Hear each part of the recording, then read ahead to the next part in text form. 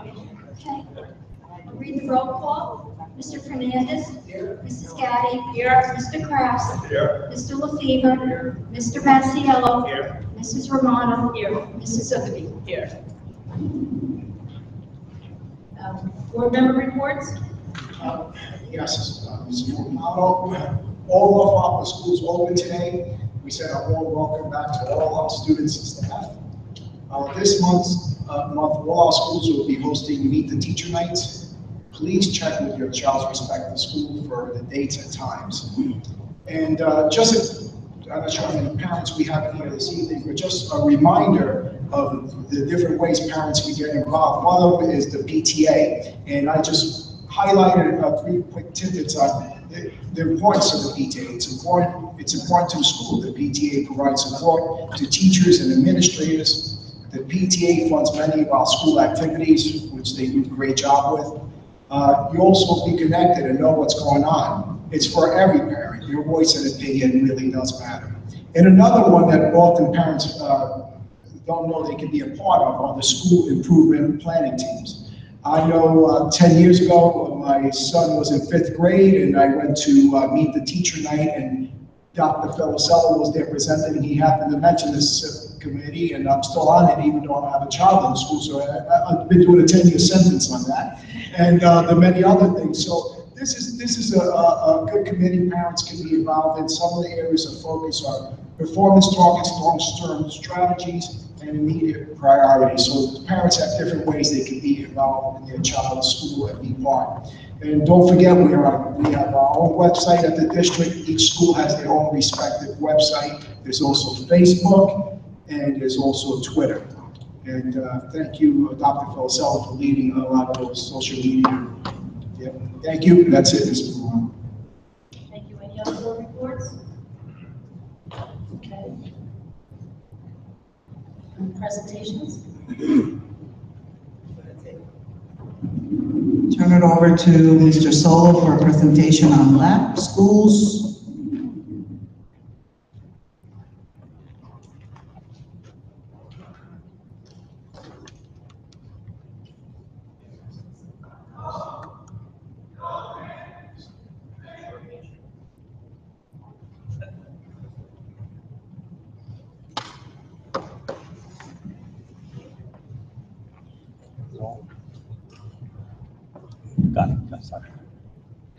Thank you, Chris. So before I started, Mr. Barrett said the only thing standing between me and the Palisades is you. So I took that as a hint to move swiftly. So I thank you all for your patience. Unfortunately, my grandfather once told me that not all news is good news. Fieldstone Middle School is designated as a lab school. I want to bring you through what exactly that means. New York State has various designations. Priority schools are in the lowest 5% of the state for all students. Focus schools are districts that are the lowest 10% of the state, and then lab schools. These are students or schools in which certain subgroups of students perform significantly lower than other students. Now the question is, how do we get there? Fieldstone has met, unfortunately, the designation for lab status because we have had the failure to have 95% participation in our state assessments. We're not close. We're looking at about a 70% opt-out refusal rate, and that's been consistent now for 3 years. We've been failing to meet the adequate yearly progress because they can't determine our AYP because we have so many students opting out. For the years that we hit this designation are 13-14, 14-15, 15-16. A lot of people think it has to do with the spring assessments. It has nothing to do with that. It has to do with the 3 years prior to. The students that we're talking about are currently here at North Rockford High School in either 10th, 11th, and 12th grade. Yes. But your participation in the 16-17 school year was well below the 95% as well. Right? Oh yeah. Yeah. Oh, yes. I'll show you. We did show some modest improvement.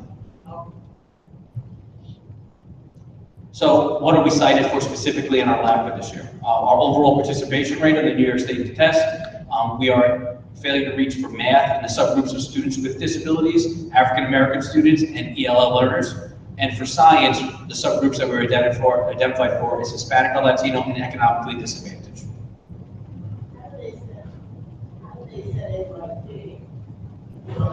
Right. That's the point. Since we don't have a high enough participation rate, we can't get off of it because they can't establish that you might be.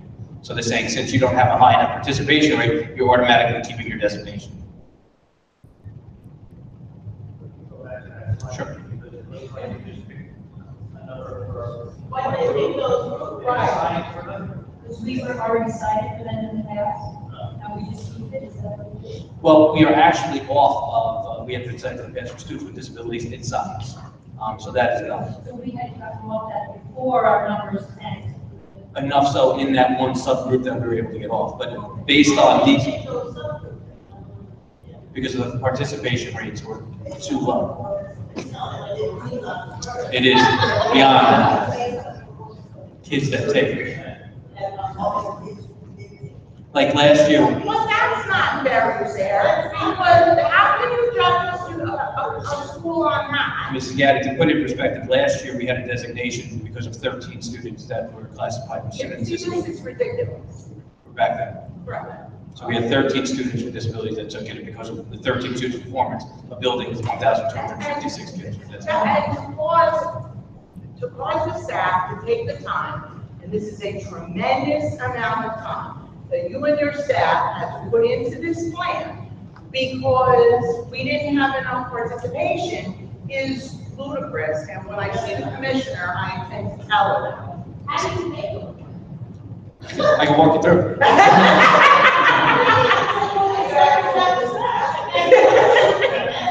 Well, in order to create a plan, which we're required to do when you're state, we had to conduct a self-review, basically analyze the data, which is pretty conclusive. We're designated because we don't have enough students participating, and then come up with strategies that will hopefully work around that. We have to create the plan, we have to support the plan, present it to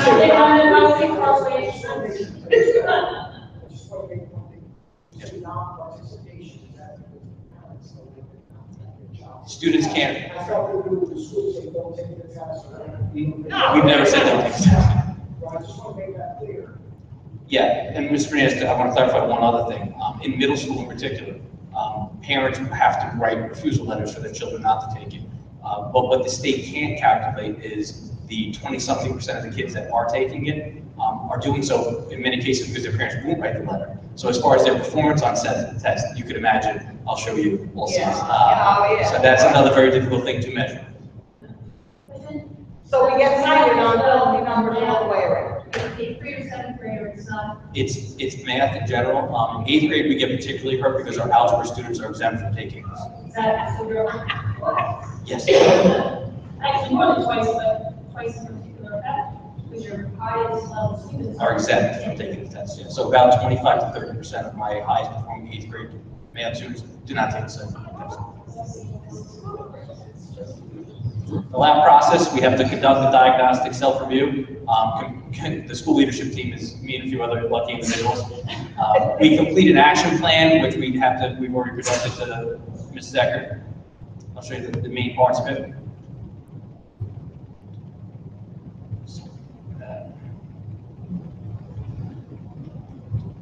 Here's the participation rate, which I know you're curious about. And again, you got to look at the years that we're talking about. We did show some modest growth from previous year to last year. So our ELA participation rate went up from 28% to 35%. Our math participation rate went modestly up from 27 to 29, and our science participation rate went up from 24 to 33%. So I'm really hoping that this growth will be enough to show us, get us off of designation for next year. But you're still not gonna be at 95%. We're not going to be at 95, So you're still gonna stay alive. perhaps, unless they change the criteria, which hopefully if you get a hold of the commissioner, that'll happen. It's because of, right, Yes. exactly. Not acceptable.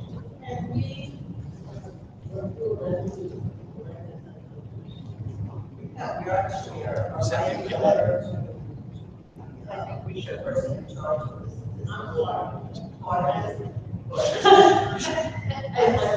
I understand. Jordan did reach out to Myra, and he said that the commissioner said that I'm not hearing any argument related to participation rate that you're designated as a lab school, so your participation rate, and he said they could look at participation rate, and one of the other was 90%. how can you base it on that? Right. It's ridiculous. His answer to Charlene is that she doesn't want to hear any arguments around participation rate. 2 years ago, She has caused the problem for the participation rate. So I find that highly insulting. You came in saying you were gonna listen to parents.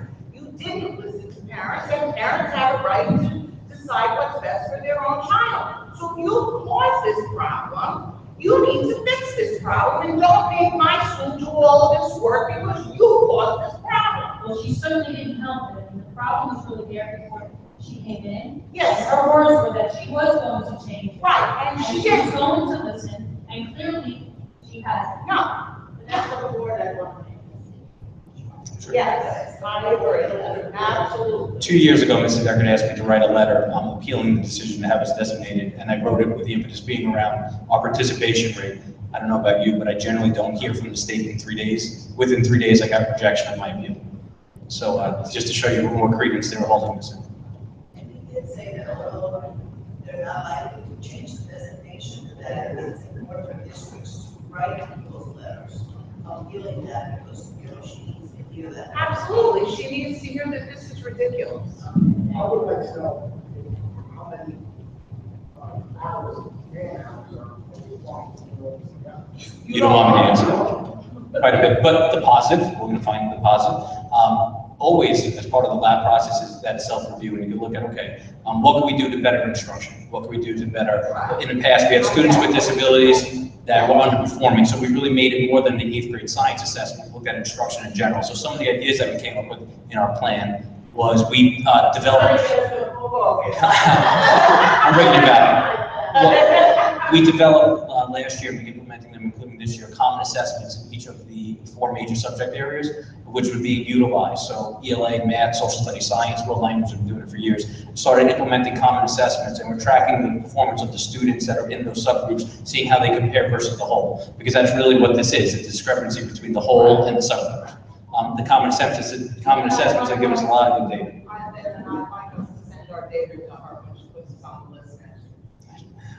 We've also, thanks to Dr. Falsello, have purchased licenses for the new Read 180 program and the Math 180. The Math 180 is a heavy investment by the district in these licenses in regards to having the instruction, bringing in the technology, and I think the Math 180 is a big step in the right direction. And then ultimately, Infinite Campus progress monitoring, and this is stuff that we do already, where every quarter the guidance counselors and the teams review students that are failing or struggling and come up with plans in communication with the parents to attack that issue. And then targeted instructional practices. This is, you've all met Nicole from BOCES, who's been with us last year, she'll be with us again this year, who's been going into the classrooms, working with the teachers and coming up with different strategies to help raise performance of students with disabilities. Thank you. Do you have any questions? One, yes. I've never been to the campus where you say to assist parent communication. Have they ever weighed in to say why they are And part of the letter that we presented in our appeal is during the parent-teacher conferences, I'll be in the auditorium. My goal is to basically have a dialogue with the parents about the value of the test and the impact that not having it may have. So in regards to bringing them in and communicating that this is what the test is, this is what we're hoping to do. Unfortunately, these have been the outcome of us having the high opt-out rate to see if maybe raising that level of awareness. I know Mrs. Deckard last year did the communication home. So trying to bring that to the building level and see. Now, I'm not foolish enough to think that now 95% of the parents, after I say so, are going to go run and have the children take the test, but it's once again something else we're attempting.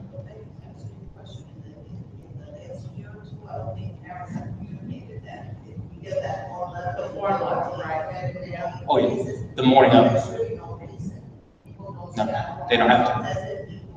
No, they just say, I don't want to. And I don't know that the conversation is out there in terms of why anymore. But the reality is many, or others are doing it. The big thing in the middle school is others are doing it.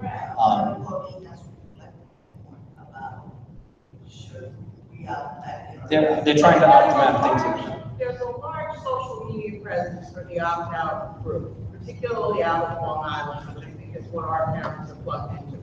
And the conversation on social media about these tests is that really not much changed. went a little of this and a little of that. We went from 2 days, from 3 days down to 2 days. So next year. Right. This year will be the first. Right. 2 days. But that significantly, the reflectiveness of the test to the curriculum, to the standards, has not changed. So parents are hearing the same argument, so they just download the form letter and send it in, and I get that.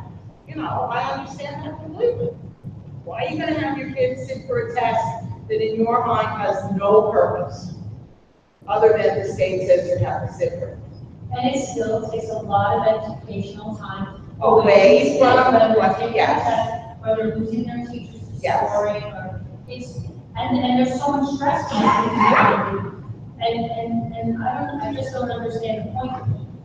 I did make a mistake, but it's hard for some parents, when some kids have real anxiety around this test. Right, and I can tell you that if my daughter was still in school, I would not make her take these tests, just based on her test anxiety alone, never mind her disability, just based on her test anxiety.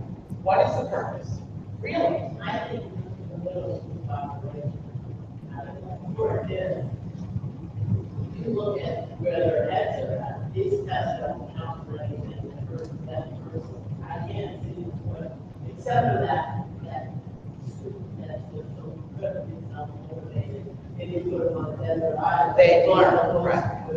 That's what's frustrating. There's nothing in it for me. The ones that are taking it, you have to remember, are taking it while 80% of their friends are sitting in the gym. Absolutely. So the effort that they're putting forth is not reflective necessarily. That's why I think you'll get more data out of the common assessments. And we have it. Right, than you will out of that state exam. It's just, it's. Is there anything more to it than that happens once you're allowed to go? No, you could say a lab, you don't have to become a focus or a priority, you could say the lab designation. You could say allowed to go. Feels like it, yes. Right, as long as we have these crazy. No, but I'm not saying, as long as it doesn't drop you. Right. Where you're at, right, to the next level. Right. As long as nothing's gonna happen. Good luck. Can something happen if you stay below for this specific subgroups? No, the only threat that supposedly is out there is that if you keep having fewer than 95% participation, they're gonna take your federal money. But from everything that I've heard and read, well, yeah, let's not even go there. But from everything that I've heard and read out of DOE is not talking about doing that. So it's really just a threat that's in the wind.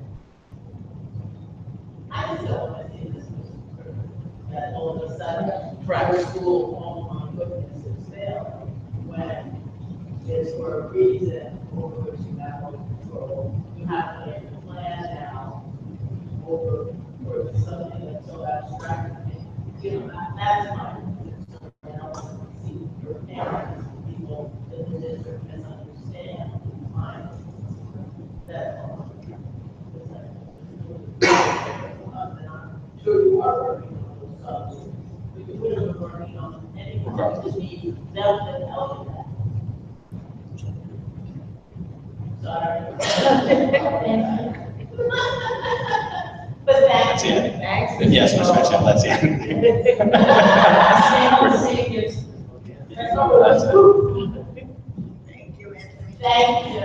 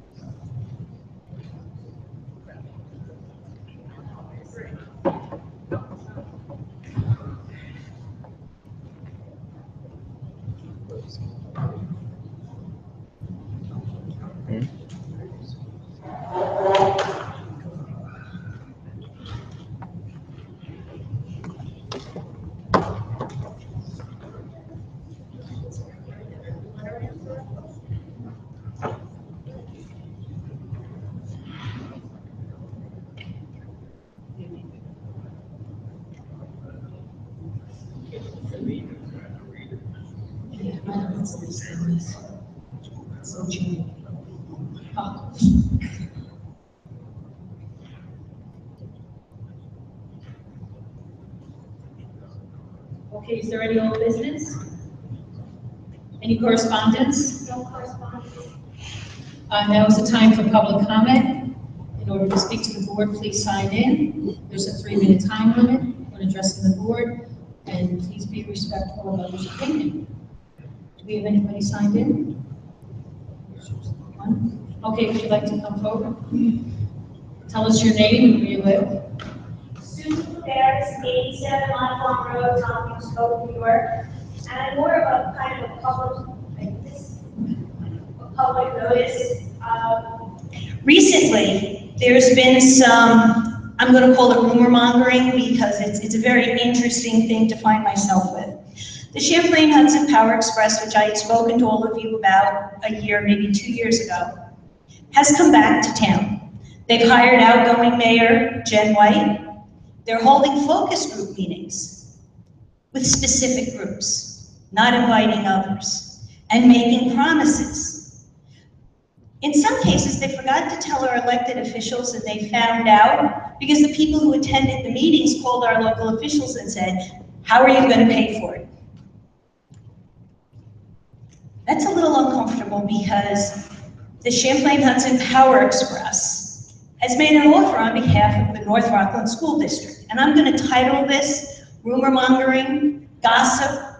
I don't know, but I happen to know it's true somewhere along the line, that we're going to have full-day kindergarten. And the Champlain Hudson Power Express and their parent company, the Blackstone Group, are going to pay for, are you ready? 1 year. Just 1 year. Now, I went through your budget. Boy, you guys work awful hard.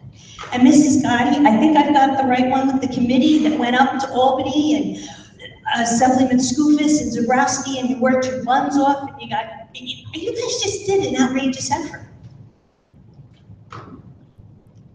And these guys come in here and they insult you with 1 year of kindergarten? We had to sell school buildings. We had to lease, get rid of school buildings. You had to chop staff. You had to let services go. Why? Well, if we look, Chippy's parent is Blackstone. Blackstone was the financial manager for the Mirren, Bowline, and Lovett bankruptcy. They did their job so well that the North Rockland School District pays $1 million a month. I don't have to tell you. To Mirren. And they come in and tell us they'll give us 1 year of kindergarten? I guess I'm offended. I shouldn't be. But you guys worked so brilliantly. That gentleman, sir, your presentation floored me. I'm a little old, I haven't been in school, I don't have kids, but oh my golly gee whiz. Do parents know how hard you guys have to do things? So I went through your budget. I was amazed. You guys don't miss a lot. I have another piece of gossip that I need to repeat as well. I do want you to know your time is starting to run out. Okay, all right, then here it is, flat out. I've been told that the North Rockland School District will be bankrupt within 1 to 2 years. Can any of you answer how much money is left in the bank to run this school district? Because the promises have been made on your behalf, and nobody knows where the money's coming from. They've made promises to libraries, special interest groups, fire departments, ambulance corps.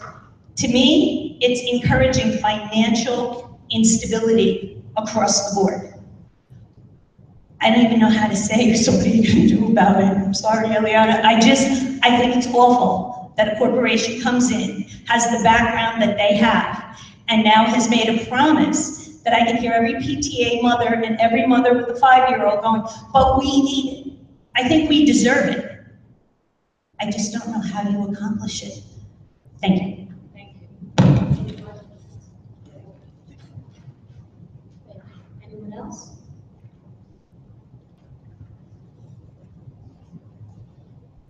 Can you answer my question? How much longer can we go on?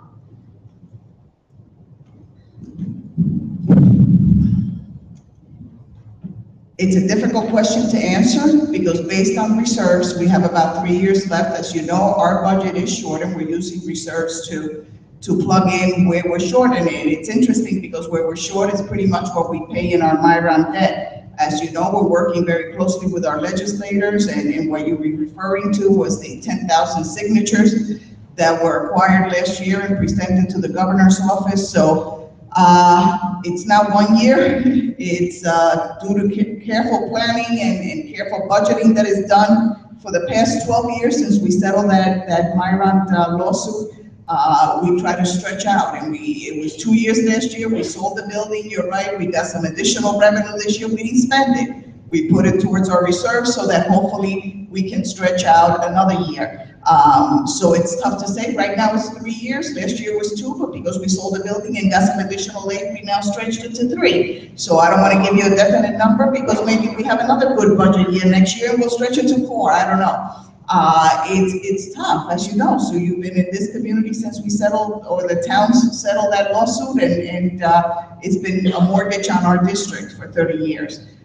In terms of the other rumor mill, we have not met with anybody from Blackstone yet. There have been conversations, I believe, between them and our legislators, but I can tell you that the rumor that they're paying for kindergarten for 1 year is not true. They've made some offers to help with that, but you know, I don't want to say more because really we haven't had that discussion with them or with the board, so that the rumor about that they're coming in and paying for 1 year is absolutely not true. I just tried to express it as a heard it, so I wasn't misrepresenting anything, because I don't have it. Right. Okay. Thank you.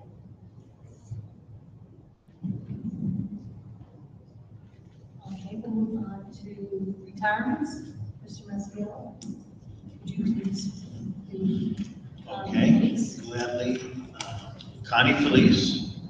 Whereas Ms. Connie Felice has served in North Rockland Central School District with dedication for a total of 30 years. Whereas she has submitted her resignation for retirement purposes.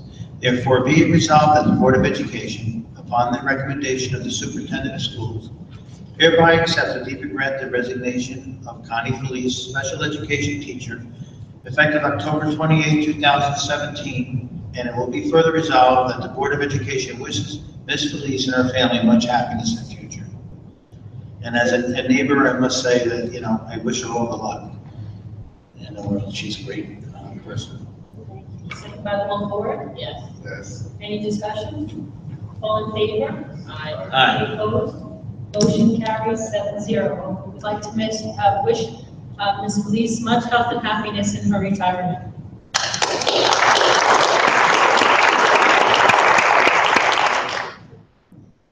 Now we come to the consent agenda. Use of the consent agenda permits the Board of Education to make more effective use of time by adopting a single motion to cover those relatively routine matters which are included. Any member of the board who wishes to discuss individually a particular piece of business on the consent agenda may so indicate, and that item will be transferred to the regular agenda for consideration and a separate vote, thus preserving the right of all board members to be heard on any issue. Have a motion? Mr. Fernandez, seconded by Mrs. Zunubi. Any discussion? All in favor? Aye. Any opposed? Motion carries 7-0. And if you have been appointed on the agenda this evening, if you could stand up and introduce yourself and tell us who you'll be. Okay. Can I have a motion to end the meeting? Mr. Pascal, you're on the phone, you're going to make the motion. Mr. Kraft, all in favor? Aye. Any discussion? Motion carries 7-0. All approved. Thank you.